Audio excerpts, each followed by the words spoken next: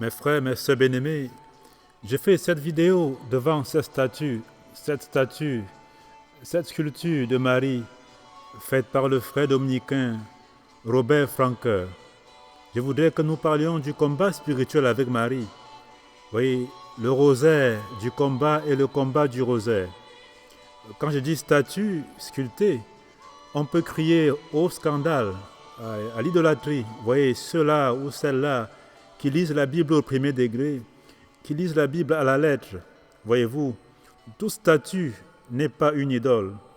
Une idole, c'est-à-dire le fait de prendre une réalité spirituelle ou matérielle comme Dieu, le fait de diviniser une réalité spirituelle ou matérielle. Par exemple, il y a des gens qui prennent la forêt pour Dieu, l'arbre pour Dieu, la mer pour Dieu. Il y a des gens qui ont des lieux qui prennent pour Dieu.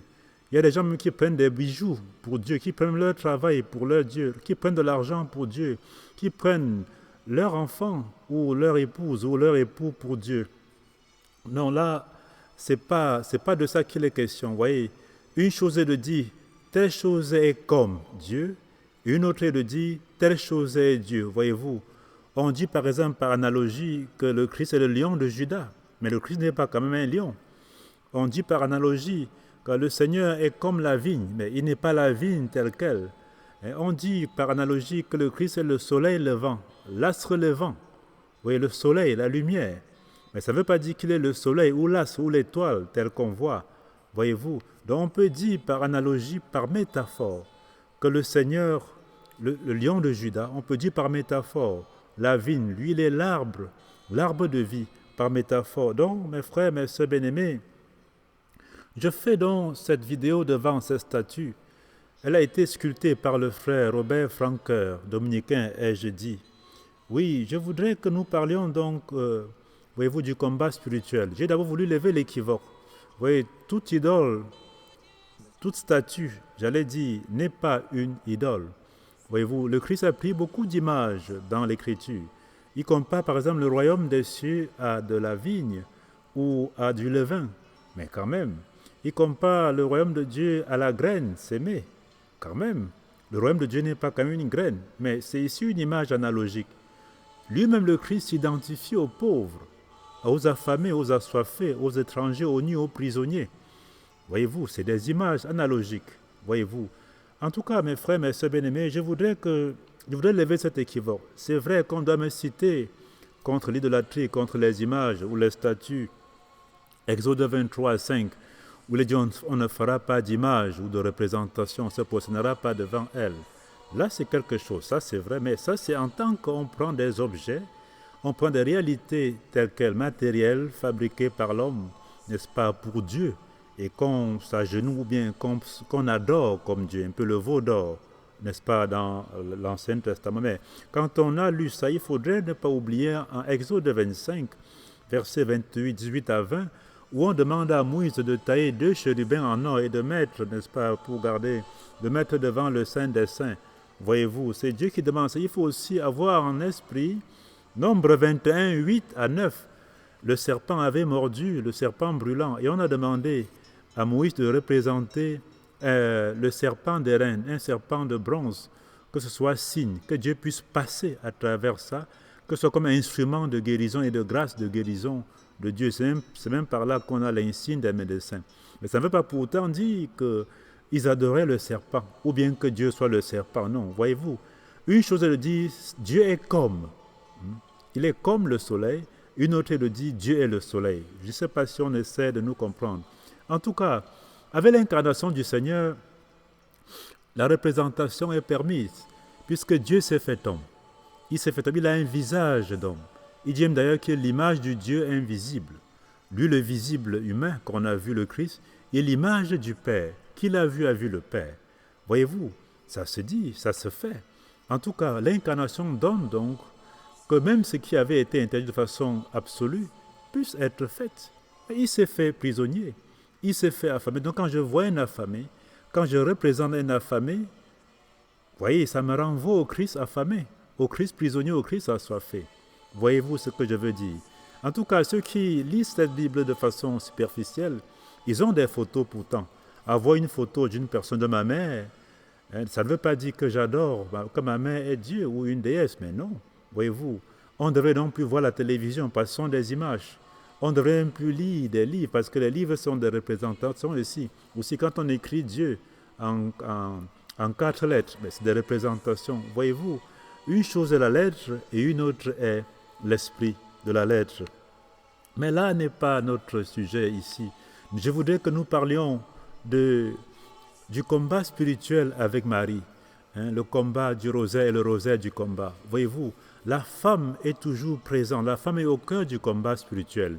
Vous vous rappelez en Genèse 3, la femme et le serpent. Le serpent ici qui est l'image, encore une image. Le serpent qui est l'image pour représenter, pour parler une métaphore, pour parler de l'ennemi. Le serpent, voyez-vous, dont Lucifer, ce porte-lumière qui s'est rebellé de Dieu. Donc, la femme est au cœur du combat spirituel. Voyez-vous, pourquoi cela? Je me demande tout de suite, pourquoi la femme est si présente au cœur du combat spirituel? Je ne veux pas exagérer. Dans certaines séances de délivrance, mais on voit parfois, il y a beaucoup de nos sœurs, beaucoup de femmes qui sont affectées. Ce n'est pas gratuit, c'est parce qu'en fait, elles portent le secret de la création, le secret de la grâce, même le secret de la rédemption. D'abord la création. Ève portait un secret. Le secret était que voilà, vous n'allez pas toucher à tel arbre. Et donc l'ennemi s'attaque beaucoup à nos sœurs, les femmes. La femme est la Benjamin de la création. Et on l'a créée du côté du cœur, du côté de l'amour. Oh, Dieu est amour. Du coup, ce n'est pas gratuit si elles sont les plus attaquées, les plus visées dans le combat spirituel. Vous vous rappelez? Et elle porte le secret. Et je dis, même Marie porte le secret. Elle porte le secret à l'Annonciation. Luc chapitre 1, verset 26 et suivant. Elle porte le secret de l'incarnation, le secret du salut. Mais là, on ne pouvait pas l'attaquer parce que, voilà, préservée, fidèle à la foi, fidèle au Seigneur, elle a dialogué avec l'ange, avec Dieu par l'ange plutôt que dialoguer avec le serpent, comme Ève, comme la première Marie. Donc, mes frères, mes sœurs bien-aimés, j'aimerais que nous parlions donc du combat spirituel avec Marie. Le combat spirituel avec Marie, le rosaire du combat et le combat du rosaire. Parce que pour moi, les femmes portent un mystère fort. Dans Genèse 3,15, il est dit dans ce mystère du combat que toi, la femme, tu écraseras le serpent. Tu écraseras le serpent par ton talon et lui te mordra, n'est-ce pas, au talon. Tu l'écraseras de la tête et lui te mordra au talon. Genèse 3,15. Et c'est pas gratuit, ça c'est le début. À la fin encore, il y a l'image, la fin de l'écriture, Apocalypse 12. Il y a l'image de cette femme que la tradition identifie à Marie, n'est-ce pas, qui combat avec le dragon rouge-feu et qui est victorieux du dragon rouge-feu. Le dragon voulait dévorer son enfant à l'accouchement et Dieu a préservé l'enfant. Maintenant, le dragon s'est mis à la poursuivre. Elle a reçu donc 2 ailes du grand aigle pour s'envoler au désert. Toujours la femme au cœur du combat spirituel. Donc Marie, qui est cette femme victorieuse du dragon, Marie qui est le tabernacle réellement, le tabernacle du Christ, le tabernacle du sacré, parce que c'est elle qui a porté le Verbe. Donc quand on la voit à l'incarnation, l'annonciation, elle porte en elle le Verbe. Donc Marie est une modèle, elle nous aide dans le combat contre les forces du mal. Dans l'Apocalypse chapitre 12, au fait c'est le combat du dragon contre la famille. Vous voyez, le dragon veut s'attaquer à l'enfant, après la mère de l'enfant. Ne soyez pas étonnés si aujourd'hui les familles sont attaquées, les familles souffrent. Voyez-vous, Lucia de Fatima avait dit que le dernier combat contre l'ennemi, le dragon, portera sur la famille. Donc Marie est notre modèle dans ce combat-là. Marie est notre modèle à ce niveau. Voyez-vous, mes frères, mes sœurs bien-aimés, on ne prie pas Marie, on prie Dieu seul. Mais on demande que Marie prie pour nous. On demande qu'elle intercède pour nous, comme grande sœur. Dans l'Apocalypse, il est dit, je crois, Apocalypse 5, 7 aussi, même 14. En tout cas, on dit que les anges et les saints adorent Dieu jour et nuit, prient Dieu. On demande donc à cette grande sœur, à cette mère du Sauveur, de prier pour nous. Si je demande à mon prochain de prier pour moi, combien plus elle, qui est la mère immaculée, la mère du Seigneur et du Sauveur, et qui au ciel intercède pour nous. Voyez-vous, le rosaire. Rosaire vient de rosarium en latin, qui veut dire roserie ou champ de roses. Donc, quand on a le rosaire, le chapelet, quand on a le rosaire, on est là dans un champ de roses. les chants de roses du Seigneur, les chants du mystère du Christ. Voyez-vous, les roses joyeuses, les roses lumineuses, les roses douloureuses, c'est-à-dire les roses avec des épines, mais qui conduisent à la gloire, les roses glorieuses. Voyez-vous, donc rosaire vient de rosarium. Donc le rosaire, dit le rosaire, c'est en fait dit des roses, c'est dit l'amour. Nous devons en fait prendre ces roses de Dieu, ces roses d'amour pour l'offrir à l'humanité. Nous devons aussi être pour l'humanité des roses. Des roses, on doit être de l'amour pour l'humanité. Donc, le rosaire du combat. Le rosaire du combat, les premiers chrétiens utilisaient, c'était beaucoup plus au Moyen-Âge, ils ont utilisé le rosaire, ce rose-là pour combattre, pour combattre les forces du mal, pour se confier à Dieu, pour rendre grâce et pour demander la grâce. Parce que le rosaire, ça rapporte tous les mystères du Seigneur. Voyez, Marie fut la première à recevoir le rosaire, à mon sens, et à le méditer parce qu'elle était la première à recevoir la salutation de l'ange. Or, le rosaire, c'est beaucoup plus la salutation de l'ange à Marie. C'est vrai qu'il y a Élisabeth qui ajoute « Tu es bénie entre toutes les femmes, le fruit de tes entrailles est béni ». Et on a aussi ajouté la deuxième partie par un pape. « Prie pour nous, pauvres pécheurs, maintenant et à l'heure de notre mort ».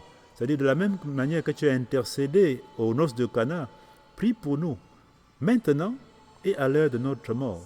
Elle est donc une compagne de combat, une compagne de lutte, cette Marie, Marie notre mère. Donc, tenons notre rosaire, n'est-ce pas, en ce mois de rosaire, et même plus après le rosaire, combattons, luttons avec cela, parce que Marie est la victoire du dragon.